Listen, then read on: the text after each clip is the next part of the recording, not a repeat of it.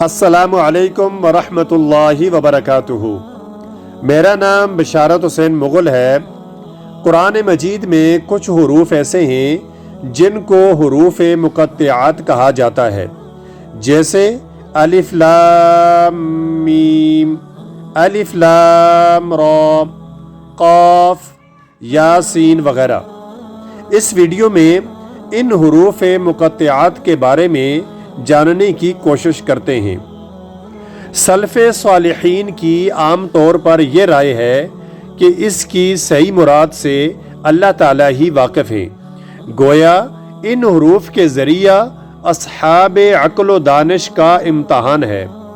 نادان کا امتحان یہ ہوتا ہے کہ اس کو تحقیق و جستجو کا حکم دیا جائے، اور دانا کا امتحان یہ ہے کہ اس کے فکر و تدبر کے لیے سرحدیں مقرر کر دی جائے کہ ان سے آگے قدم نہیں رکھنا ہے۔ انسانی عقل کہیں رکنا نہیں چاہتی، چاند پر قدم رکھ دیا تو مریخ پر قدم ڈالنا چاہتی ہے، مریخ زیر قدم آ جائے تو سورج کو اپنا اسیر بنانا چاہتی ہے۔ چنانچہ ان حروف مقطعات کا مقصود عقل انسانی کا امتحان ہے کہ خدا کے منشا کے مطابق وہ اس کی کھوج میں پڑنے سے باز رہے۔ پھر چونکہ ان حروف کے معنی معلوم ہونے پر نہ دنیا کا کوئی حکم شرعی موقوف ہے اور نہ آخرت میں نجات یا عذاب، اس لیے انسان کے اس سے نہ واقف ہونے میں کوئی حرج نہیں۔ اس ویڈیو میں بس اتنا ہی۔